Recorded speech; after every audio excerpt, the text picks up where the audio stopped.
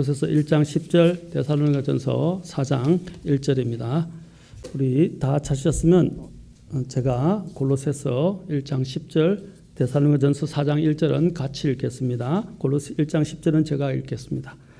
자, 주께 합당하게 걸어 모든 일에서 그분을 기쁘게 하고 모든 선한 일에서 열매를 맺으며 하나님을 아는 것에서 자라가고. 데살로니가전서 4장 1절 같이 읽겠습니다. 시작. 그러므로 또한 형제들아 우리가 주 예수님을 힘입어 너희에게 간청하고 권면하노니 마땅히 어떻게 하나님을 기쁘게 할 수 있는지 우리에게서 받았은즉 그대로 더욱더 넘치게 하라.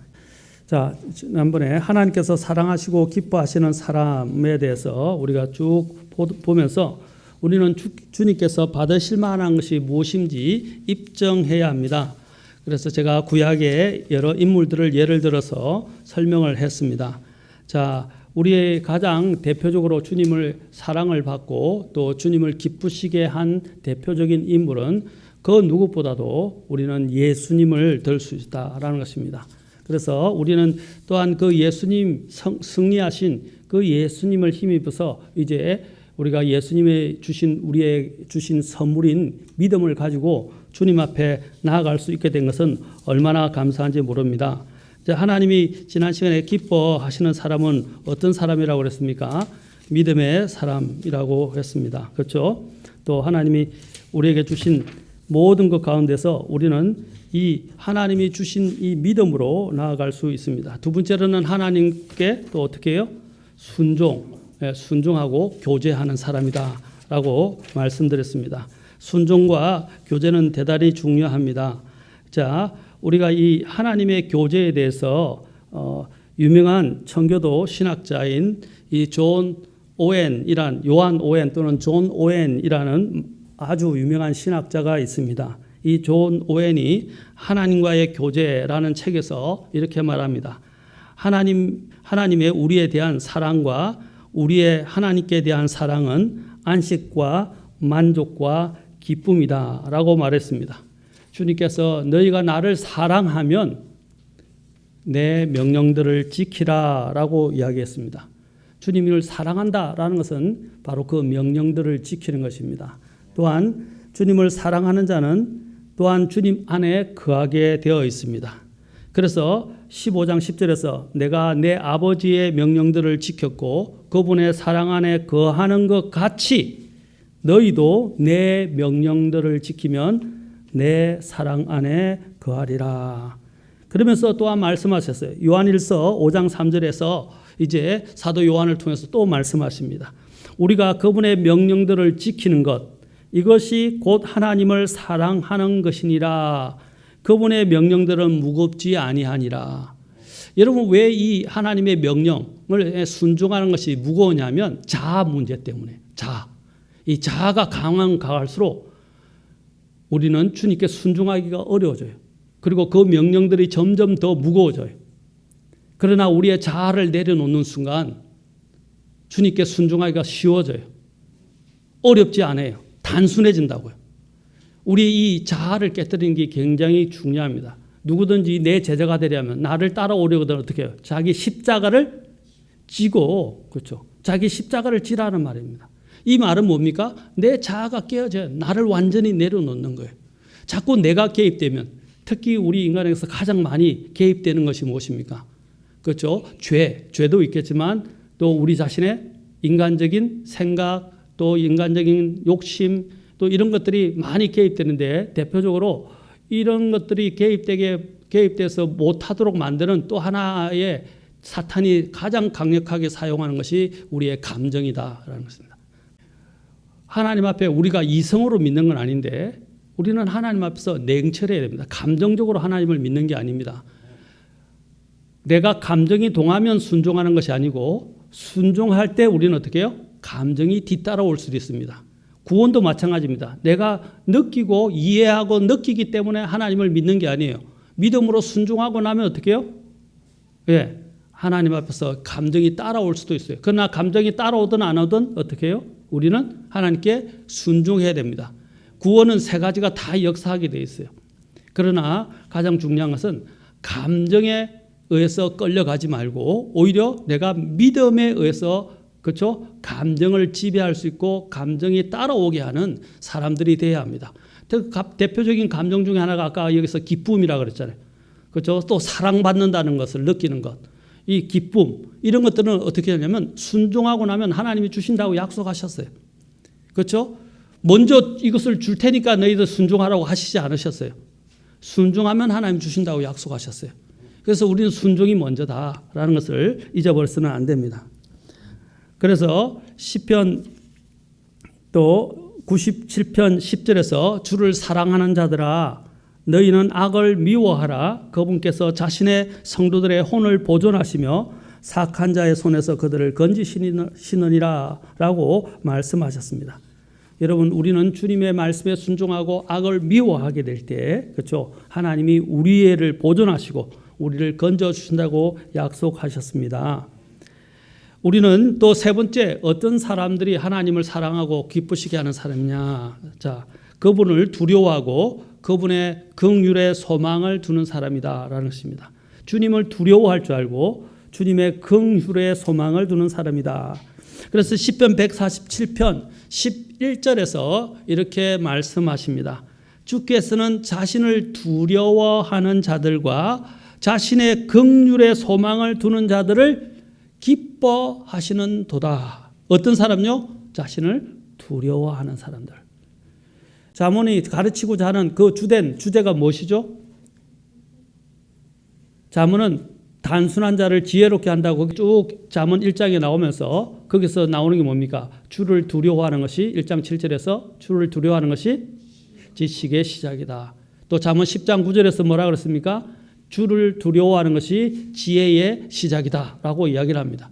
바로 모든 지식과 지혜는 어디서부터 출발한다? 하나님을 두려워하는 데서부터 시작한다라는 것입니다. 그리고 우리는 아무도 하나님 앞에서 완벽한 사람이 없어요. 주님의 은혜와 긍휼이 없이는 살아갈 수가 없어요. 우리는 모두 다 매일매일 주님이 베푸시는 그 은혜와 그 긍휼을 힘입어서 살아갑니다.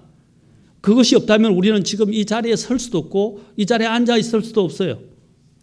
그렇죠? 지금 우리의 모든 누리는 것들은 하나님의 은혜와 은택, 은혜의 은택, 그 다음에 하나님이 주시는 긍휼에 의해서 우리가 누리게 된 것입니다. 그래서 오늘 보세요. 자신의 긍휼에 소망을 두는 자들을 기뻐하시는도다. 긍휼이 뭐라 그랬죠? 제가 늘 항상 이 단어의 뜻을 잘 이해한다 그랬어요. 긍휼의 가장 1차적인 뜻은 뭐라고 그랬습니까? 우리가 벌을 받아 마땅하고 죄를 지어서 벌을 받아 마땅하고 죽어 마땅한데 하나님께서 어떻게 해요? 그걸 넘어가시는 거예요. 덮어주시는 거예요. 그것이 긍휼이에요. 우리는 누구든지 하나님 앞에 설 수 없는 존재들입니다. 정말 골백번 우리가 옛날 말로 골백번 죽는다 그러잖아요. 골백번 죽어도 마땅한 자들이에요. 그러나 주님께서 우리를 긍휼히 여기셔서 우리 죄를 죄로 여기지 아니하시고 지금 우리를 받아주시고 계신다는 거예요. 그렇다면 어떻게 해요? 우리는 주님 앞에 바짝 엎드릴 수밖에 없습니다. 엎드리면 엎드릴수록 주님의 은혜가 더 크게 되고 엎드리면 엎드릴수록 주님의 긍휼이 더 크게 느껴지게 됩니다. 그러면 우리의 신앙생활이 어떻게 해요? 항상 감사하고 항상 기뻐하고 주님께 몸둘 바를 모르고 주님을 얼마나 더 사랑해야 될지 그렇죠? 항상 그것을 고민할 수밖에 없어요. 왜냐하면 그 주님의 은혜와 긍휼 때문에 내가 살고 있기 때문에 그렇죠? 항상 생각하면 감사하잖아요. 내 죽었어야 되는데 마땅히 벌을 받았어야 되는데 감사할 수밖에 없잖아요. 그렇지 않아요? 네. 그러면 그 감사가 넘치니까 어떻게 해요? 이제는 고민을 어떻게 하냐면 옛날은 죄를 멀리하는 것만 소극적인 죄와의 저항, 죄를 이기는 데만 관심을 가졌는데 이제는 죄의 문제가 아니라 죄의 문제를 넘어서서 어떻게 하면 하나님을 기쁘시게 할까? 어떻게 하면 하나님을 더 사랑할 수 있을까라고 이야기하는 것입니다. 요즘 여러분 묵상 가운데 요한복음 21장 읽고 계시죠? 요한복음 21장에서 오늘 나온 게 뭐예요? 오늘이 마지막에 내일부터 요나서로 들어가는데 뭐였어요? 내가 날 사랑하느냐? 내가 이들보다 더 날 사랑하느냐? 그렇죠. 주님이 물으시는 거예요. 나를 사랑하느냐? 그렇죠? 주님을 사랑하는 사람. 어떻게 하면 주님을 기쁘시게 할까? 하는 것은 어디에 근거한다? 주님을 두려워하고 주님의 긍휼에 소망을 두는 사람. 바로 그런 사람들이 그런 마음으로 주님 앞에 나아가게 됩니다. 자, 주님께서는 자신을 두려워하는 자들에게 항상 주님께서는 특별한 것들을 많이 주십니다. 시편 25편 14절에는 주의 엄밀한 일이 그분을 두려워하는 자들과 함께 하나니 그분께서 자신의 언약을 그들에게 보이시리로다 라고 말씀하십니다. 자, 주님께서 두려워하는 자들과 함께 주님께서 보여주신 게 뭐라고요? 자, 언약을 보여주시고 또 주님의 은밀한 일도 보여주신다고 하셨어요. 주님을 두려워하는 자들에게. 자, 그 다음에 또한 시편 33편 18절에서는 똑같은 아까 읽었던 시편 147편 11절과 비슷한 말을 하십니다. 그런데 약간 다른데 똑같이 나옵니다. 그분을 두려워하는 자들 곧 그분의 긍휼에 소망을 두는 자들이라고 똑같이 나와요. 그들 위에 뭐가 있냐면 이렇게 나옵니다. 보라 주의 눈은 그분을 두려워하는 자들 곧 그분의 긍휼에 소망을 두는 자들 위에 있나니 라고 말씀하고 있다는 것입니다. 여기서는 그분을 두려워하는 자들을 어떻게 합니까? 그분의 긍휼에 소망을 두는 자들과 이렇게 같은 의미로 이야기를 하고 있어요. 주님을 그리고 시편 34편 9절에서는 오 주의 성도들아 너희는 그분을 두려워하라. 그분을 두려워하는 자들에게는 부족함이 없도다라고 말씀하십니다. 여러분 주님을 두려워하는 것이 모든 것의 시작입니다. 모든 것의 시작이에요. 우리는 지금 내 자신을 뭔가를 하고 있을 때 내가 정말 주님을 두려워하는가 하는 걸 생각해야 됩니다. 주님을 두려워한다는 것은 무서워 떠는 게 아니에요. 물론 그분은 정말 두려운 분이고 무서운 분이십니다. 심판하시는 분입니다. 그러나 이것은 뭡니까?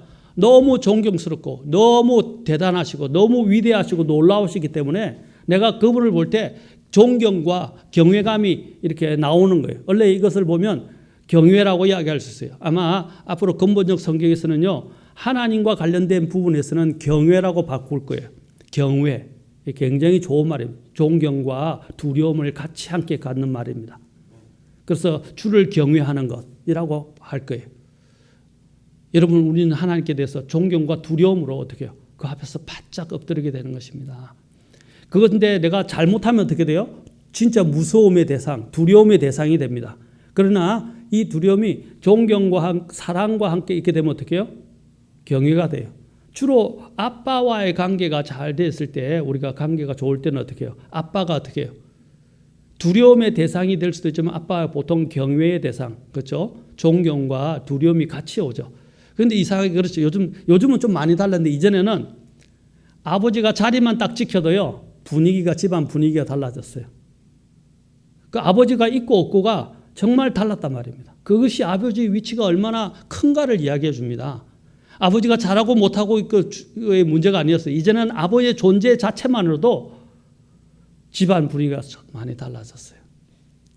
요즘은 진짜 많이 달라졌지만 그것처럼 하나님의 그 존재 자체가 우리로 하여금 하나님을 더 사랑하고 경외하고 그분을 존경하고 공경하고 또 그분을 두려워하는 그런 마음으로 있게 만든다는 것입니다. 자, 그 다음에 네 번째로 하나님이 또한 그 사랑하시고 기뻐하시는 사람은 정의의 판단과 공의를 행하는 사람입니다. 정의의 판단과 공의를 행하는 사람. 자, 잠언 15장 9절에서는 이렇게 말씀하십니다. 사악한 자의 길은 주께 가정한 것이나 의를 따라가는 자는 그분께서 사랑하시느니라. 의를 따라가는 자는 어떻게 한대요? 그분께서 사랑하신다라고 말씀하십니다. 또 잠언 21장 바로 그 뒤에 3절에서는 이렇게 말합니다. 정의와 판단의 공의를 행하는 것이 희생물보다 더 주께 받으실 만하니라. 이게 주께 받으실 만하다 이 뜻은요. 원래 이 단어는 사실은 주께서 기뻐 받으신다라는 뜻이에요. 기뻐 받으신다. 연락하신다라는 뜻입니다. 어떤 사람요? 정의와 판단의 공의를 행하는 것이라고 그랬어요. 이 공의로우신 하나님은 부당한 방법으로 이윤을 추구하는 것을 미워하시고요. 의와 공평을 기뻐하신다는 말씀입니다. 여러분, 저울 눈을 속이는 것은 성경에서 주께 가정한 것입니다. 하나님이 또한 미워하시는 것입니다. 그렇죠? 요즘 저울을 속이는 사람 많죠? 특히 이 저울을 속이는 사람은 대표적으로 여러분 이 생선 해 먹으러 갈 때 활회를 뜨잖아요. 활회 뜨거나 또 뭐 여러분 랍스터라든지 또 대게라든지 이런 걸 할 때 무게를 잴 때 이 사람들이 요령을 피운다고요. 여러분 알고 가셔야 돼요. 그런 것들은. 갈 때 어떻게 돼요? 가서 바구니 무게를 그들은 합쳐서 계산하는 데가 많아요. 또 바구니 무게만 계산합니까? 그게요. 그 밑에 바구니 밑에 약간 남아있는 쪽에 물 무게도 또 남겨놔요. 그래서 조금이라도 더해서 자꾸 무게를 자기들이 덜 한 것들을 해서 값을 더 내려고 이렇게 속인단 말입니다. 그래서 아는 사람들은 이렇게 바구니 무게를 빼고 그 다음에 거기 물을 완전히 털고 그 다음에 그 위에 대게나 그 다음에 뭐 활회를 얹어야 돼요. 그렇죠? 그래서 물 무게를 빼야 돼요. 그래 정확한 무게가 나온 것처럼 마찬가지입니다. 우리는 이렇게 속이는 세상에서 살고 있어요. 요즘 얼마나 속이는 사람들이 많습니까? 우리는 속이는 그런 세상 가운데서 하나님이 보고 계시다는 것을 기억해야 돼요. 하나님은 어떤 사람을 바로 정직한 사람을 찾으십니다. 그것이 바로 정의와 판단의 공의를 행하는 사람이라고 할 수 있습니다. 바르게 행한다는 것입니다. 여러분 만약에 아까 말씀드린 그런 저울을 가지고 속이는 그런 횟집이나 이런 집에 가서 여러분 또 물건을 사시겠어요? 속았다 그러면? 절대로 안 살 겁니다. 그렇죠? 하나님은 바로 이와 같이 공평이 없는 사람을 기뻐하지 아니하신다는 것입니다. 이사야서 59장 12절부터 15절까지를 한번 같이 보도록 하겠습니다. 특히 15절을 주목해 보십시오. 자, 12절부터 15절까지 오는데 제가 시간상 읽겠습니다. 우리의 범법들이 주 앞에 심히 많으며 우리의 죄들이 우리를 쳐서 정은 하나니 우리의 범법들이 우리와 함께 있으며 우리의 불법들에 관하여서는 우리가 그것들을 아나이다. 우리가 주를 대적하여 죄를 짓고 거짓말을 하며 우리 하나님을 떠나 학대와 반역을 말하고 마음에서 거짓된 말들을 수태하여 말하며 공의는 뒤로 물러가고 정의는 멀리 서 있나니 진리가 거리에 쓰러졌고 공평이 들어가지 못하는도다. 15절 같이 읽겠습니다. 시작. 참으로 진리가 없어지므로 악에서 떠나는 자가 자기를 탈취물로 만들매 주께서 그것을 보시고 판단의 공의가 없음을 기뻐하지 아니하셨도다. 주님께서 바로 이런 거짓과 이제 거짓말, 그다음에 진리가 없는 것, 바로 이런 상태를 주님께서 어떻게 하시세요? 그런 것을 보고 판단하는 판단의 공의가 없는 것, 그것을 기뻐하지 아니하신다라고 말씀하셨어요. 주님은 다 보고 계시고 다 기록하고 계시고 그 모든 것들을 나중에 심판날에 그 행위대로 갚으시는 분이십니다. 행위대로. 자, 우리는 또한 더 나아가서 의로 인해서 고난받는 것에서는 그러면 하나님께서 어떻게 말씀하십니까? 베드로전서 2장 20절 보십시오. 베드로전서 2장 20절에서는 이렇게 말합니다. 우리는 오히려 의로 인해서 고난을 받아야지, 그렇죠? 불의하고 또 잘못되고 불공평하고 불법으로 인해서 하나님 앞에, 그렇죠? 또 이 불법으로 인해서 고난을 받는다면, 나의 잘못으로 인해서 고난을 받는다면 그것은 당연한 것입니다. 그렇죠? 그래서 베드로전서 2장 20절은 이렇게 말합니다. 너희가 너희 잘못으로 인하여 매를 맞고 참으면 그것이 무슨 영광이냐. 그러나 너희가 어떻게 해요? 잘 행하고도 그것으로 인해 고난을 당하고 끈기 있게 그것을 견디면 이것은 하나님께서 받으실 만한 것이니라. 아까 받는다는 말이 뭐랬어요? 기뻐 받으신다라는 뜻이었죠. 연락이다라고 말씀드렸습니다. 바로 기뻐 받으신다는 거예요. 그래서 내 잘못으로 인해서 고난을 받으면 안 돼요. 그렇죠? 그리고 그것은 누가 나중에 아십니까? 사람들은 모를 수 있어요. 하나님은 아세요. 내가 잘못을 해서 고난을 받는 건지 정말 잘하고 있는데 고난을 받는 건지 하나님은 안단 말입니다. 자, 이와 같아요. 욥이 고난을 당했을 때, 그렇죠? 욥이 고난을 당했을 때 그의 아내와 그의 친구들은 어떻게 했습니까? 욥을 정죄했죠. 판단하고 정죄했어요. 너의 죄 때문에 네가 이 고난을 당한다라고 계속 쏘아붙였다고요. 욥이 얼마나 괴로웠겠어요. 나는 정말 죄를 짓지 않고 하나님을 최선을 다해서 경외했는데 자꾸 친구들이 너 죄를 자백해라. 너 죄 때문이다. 너는 왜 자꾸 너의 죄를 자백하지 않느냐. 너는 죄 없다 하느냐. 이렇게 막 계속 몰아붙이니까 얼마나 괴롭겠어요. 물론 하나님 보시기에 완전한 사람은 없고 욥도 죄인에 불과하죠.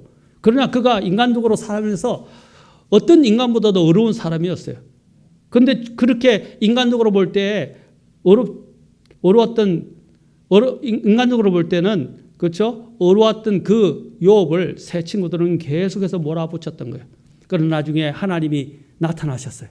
그리고 그 세 친구들을 꾸짖으셨어요. 그렇죠? 꾸짖으시고 나중에 어떻게 해요? 욥에게 보상해 주셨어요. 그리고 욥을 칭찬해 주셨어요. 심지어는 마귀에 대해서도 욥을 어떻게 해요? 칭찬해 주시고 욥의 믿음을 더 단련시키시고 드러내 주셨어요. 그리고 보상해 주셨어요. 사랑하는 성도 여러분, 보십시오. 사람들은 어떻게 해요? 자꾸 이렇게 하네. 너 죄 때문에 너에게 이런 일들이 일어난 거야 라고 자꾸 죄와 연관시켜서 죄의 심판인 것처럼 이야기할 때가 있대요. 그때가 사람들이 제일 괴로워요. 제일 힘들어요. 다른 게 힘든 게 아니에요. 심지어는 자신의 친구들, 자신의 아내들까지도 덩을 쥐고 심지어는 손가락질을 할 때가 있다고요. 그때가 제일 힘들단 말입니다. 그럴 때 어떻게 해요? 그것은 누가 아신다고요? 하나님은 알고 계세요. 우리는 하나님께 맡겨야 돼요. 여러분 하나님께 안 맡기면 어떻게 해요? 그 엘리오와 그 세 친구들처럼 욥의 그 친구들처럼 하나님 앞에 나중에 어떻게 해요? 책망받습니다. 하나님 책망받아요. 함부로 판단하지 말아요. 눈에 보이는 것이 다가 아니에요. 제가 너 눈이에요. 우리는 눈에 보이는 것을 가지고 이야기하지 말아요. 그렇죠? 물론 명백하게 드러난 죄가 있다면 그것은 책망해야 되고 교회에서도 징계해야 되겠고, 그렇죠? 회복시키기 위해서 징계해야 되겠지만 그렇지 않은 것에 대해서는 함부로 내가 선입견, 편견 또 내 상상력을 동원해서 함부로 판단하지 말라는 거예요. 왜 판단하는 분이 계시고 심판하시는 분이 계신데 왜 자꾸 재판관이 되려고 하십니까? 그것은 바람직하지 않습니다. 그 다음에 다섯 번째로 하나님이 사랑하시고 기뻐하시는 사람은 부모에게 순종하는 자녀입니다. 에베소서 6장 1절에 자녀들아 주 안에서 너희 부모에게 순종하라 이것이 옳으니라 라고 말했어요. 주 안에서 라고 되어 있죠. 골로새 3장 20절에서 한 번 더 이렇게 말씀하십니다. 자녀들아 자 보세요. 모든 일에서 너희 부모에게 순종하라. 잘 보세요. 뒤에를 잘 보세요. 이것은 주를 매우 기쁘게 하느니라. 부모에게 순종하는 자녀들 어떻게 해요? 매우 기쁘게, 주님을 매우 기쁘게 한다라고 말씀하고 있어요. 여러분 그냥 기쁘게 아닙니다. 매우 기쁘게 하라고 됐어요. 인간이 태어나서 가장 첫 번째 두게 되는 권위가 누구입니까? 부모님이에요. 그 부모님의 권위도 뭡니까? 하나님이 위임한 권위예요. 그 권위에 아이들이 순종할 줄 알아야 돼요. 그걸 배워야 돼요. 또 사회에 나가서는 어떻게 해요? 직장 상사에게, 까다로운 주인에게도 어떻게 해요? 주인에게도 그렇죠? 눈 가리고 아웅하는 식으로 하지 말라 그랬어요. 그렇죠? 마음을 다하여 죽게 하듯 하라 그랬어요. 또 심지어는 또 국가 원수나 또 교회 내에서도 마찬가지입니다. 하나님이 세우신 사람들이 있어요. 그건 하나님이 다루실 문제예요. 그리고 하나님 앞에서 세우신 그 권위에 순종해야 돼요. 그 첫 번째 권위가 뭐라고요? 부모다 이 말이에요. 부모에게 순종하는 법을 배워야 된다라는 것입니다. 그래서 옛날에 부모를 거역하고 또 부모에게 반역하는 이런 반역하는 자녀들은 구약에서 이스라엘 백성들에게 율법을 주셨을 때 어떻게 했습니까? 예, 돌로 쳐서 죽이겠어요. 왜냐하면 그런 자들이 교회 그 사회에서 크게 되면 어떻게 해요? 가정에서 크고 사회로 나가게 되면 사회 악이 돼버려요. 왜냐하면 권위를 무시하고 자기 마음대로 행동하거든요. 그러니까 위가 없어요. 위가 없어요. 그냥 자기 마음대로 행동해요. 그런 사람들은 하나님이 어떻게 하냐면 그냥 그 공동체를 위해서 아예 조기에 싹을 잘라버리라는 것이죠. 그래서 돌로 쳐 죽이게 한 것입니다. 이것은 굉장히 중요한 거예요. 가정에서부터 부모에게 순종할 법을 제대로 배워야 나중에 사회에 가서도 하나님이 세우신 권위에 대적하지 않습니다.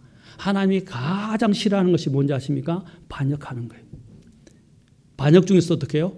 권위에 도전하고, 권위를 거역하고 권위에 대항하는 거예요.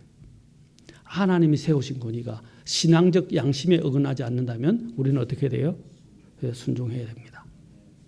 그것이 하나님이 이것을 통해서 말하는 거예요. 그런 사람들의 가장 첫 번째가 바로 부모의 권위에 순종하는데, 그 부모의 권위에 순종하는 그 자녀들을 하나님은 매우 기뻐하신다라고 말씀하십니다. 자, 그 다음에 또한 주님께서 기뻐하시고 사랑하시는 사람은 중보 기도하는 사람입니다. 여섯 번째로 중보 기도하는 사람이에요. 디모데전서 2장 1절에서는 그러므로 내가 권면하노니 무엇보다 먼저 모든 사람을 위하여 간구와 기도와 중보와 감사를 드리되, 2장 2절에서 이런 말합니다. 왕들과 뭐라고 그랬어요? 권위를 가진 모든 사람을 위하여 하라 그랬어요. 이 권위에는 물론 여기서는 첫 번째 위정자를 이야기하지만 그 권위 위에 있는 사람들을 위해서 그래요. 저는 말하고 싶어요.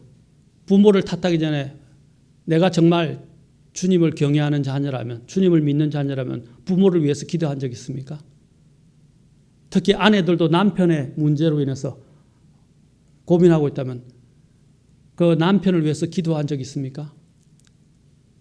사회에서 앞에 있는 내 또 상사, 직장 상사로 인해서 여러분들이 고통을 겪고 있거나 여러 가지 어려움 좀 있다면 그 상사를 위해서 기도한 적이 있습니까? 심지어는 교회 안에서 또 다른 세워진 인도자들이나 또 아니면 목사님에 대해서 여러분들이 어려움이 있다면 기도한 적이 있습니까? 그분을 위해서 정말 기도한 적이 있습니까? 성경에서는 뭐라고 말했습니까? 기도하라 그랬어요. 기도하는 이유가 무엇입니까? 그 뒤에 나옵니다. 이것은 잘 보세요. 그 목적은 우리가 전적으로 하나님을 따르며, 이 말은 뭐냐면 경건하게 살며 정직한 가운데 조용하고 평화로운 삶을 살고자 함이라. 내가 정직하고 평화로운 삶을 살려면 어떻게 해요? 위정자가 바로 돼야 되겠죠? 예? 그 위정자가 바로 되도록 우리는 기도해야 된다는 거예요. 나라를 위해서도, 그렇죠? 또 내 심지어는 어떤 내가 소속된 기관이나 심지어 교회 목회자를 위해서도 기도해야 돼요. 위정자가 위에 있는 사람들이 잘못되면 고통을 받게 돼 있고 교회가 몸살을 앓게 돼 있어요. 당연히.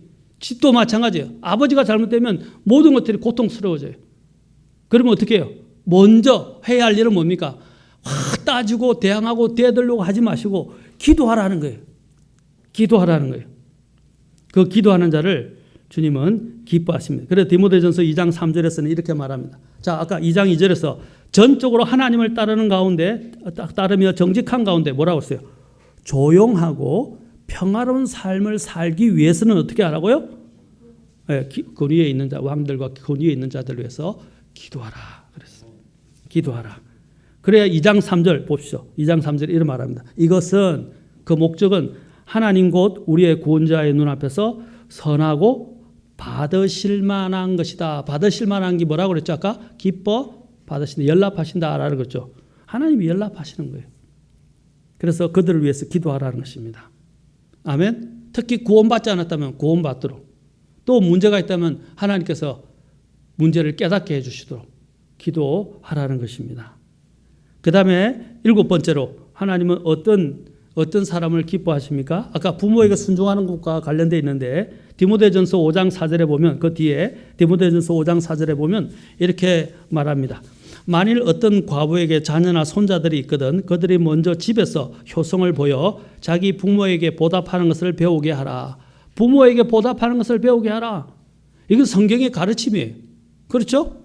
그것은 하나님 앞에서 뭐라고 했어요? 여기서도 선하며 받으실 만한 것이니라 라고 그랬어요. 자, 부모에게 아까 부모에게 순종하고 부모에게 효심을 보이는 것, 바로 이것은 주님께서 받으실 만한 것이다. 아멘? 어떤 게 주님을 기쁘시게 하는 거 우리가 지금 쭉 살펴보고 있죠? 그 다음에 8번째로 하나님을 사랑을 받고 기쁘시게 하는 것은 무엇입니까? 하나님께 드리는 입술의 찬양과 희생이라는 것입니다. 자, 히브리서 13장 16절, 빌립보서 4장 18절 보겠습니다. 여기서 히브리서 13장 16절에서는 오직 선을 행하는 것과 나누어 주는 것을 잊지 말라. 뭐라 그랬어요? 선을 행하는 것과 나누어 주는 것. 주님이 뭐라고 우리에게 가르쳤죠? 사도 바울이 인용했죠. 주는 것이 받는 것보다 더 복되다라고 말씀하셨어요. 주는 것이 받는 것보다.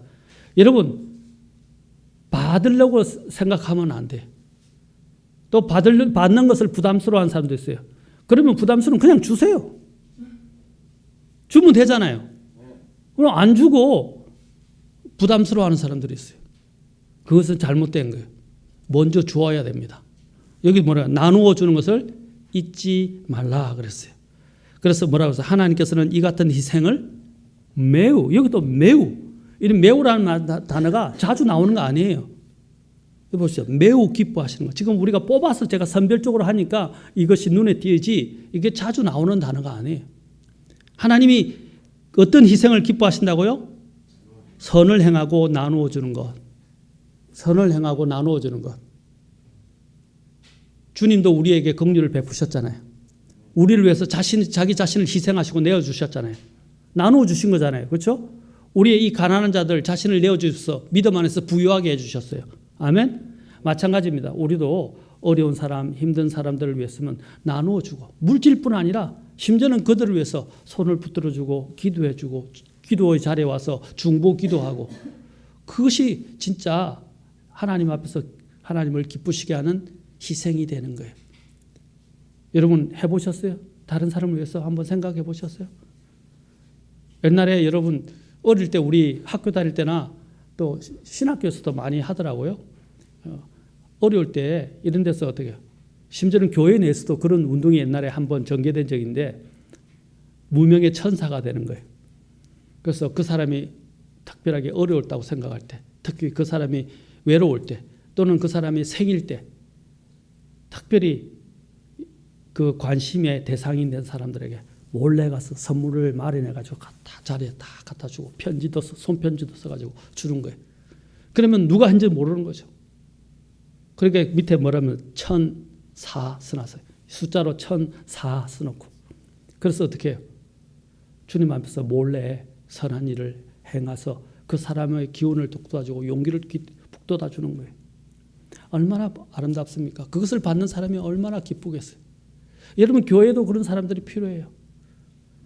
정말 그 사람들을 위해서 기도해주고 그리고 다른 걸 안 하더라도 내가 물질로 해줄 것이 없으면 어떻게 해야 돼요? 손편지를 써서 당신을 위해서 기도하고 있습니다. 당신의 아픔은 내 아픔입니다. 하고 그렇게 하는 거예요. 맞습니까? 또 어떤 때는 내가 풍부하고 물질이 풍부하면 몰래 이렇게 교회를 통해서 이름이 드러나지 않게 헌금하고 오늘도 이번에도 이 프로젝트와 관련해서 자기의 이름을 모르게 해서 헌물하는 분도 계세요. 또 자기의 이름을 알리지 않고 또 헌금한 분도 계시고 또 이렇게 기증하시는 분도 계시고 얼마나 감사한지 몰라요. 그것이 바로 하나님 앞에 이 하나님을 기쁘시게 하는 사람들의 자원하는 마음이에요.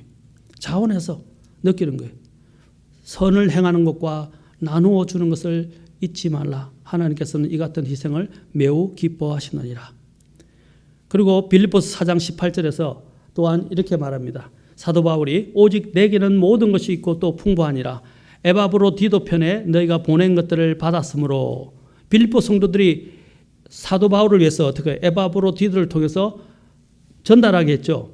그런데 내가 풍족한데 이것은 달콤한 냄새의 향기요 받으실 만한 희생물이며 하나님을 매우 기쁘게 한 것이니라.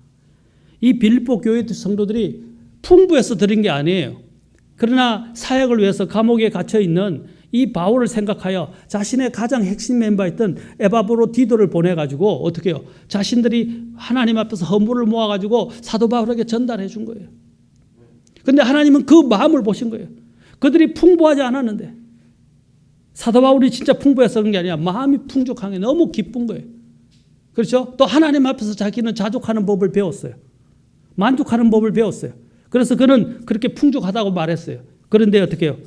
그 빌립보스 교회 성도들의 헌신을 보고 어떻게 했습니까? 달콤한 냄새의 향기요. 받으실 만한 희생물이고 하나님을 어떻게 했다고요? 매우 기쁘게 했다라고. 매우 기쁘게 했다. 저는 여러분들이 이런 그리스도인이 되면 좋겠습니다. 저와 여러분들 모두가 이런 그리스도인이 되면 좋겠어요. 하나님은 다 보고 계세요.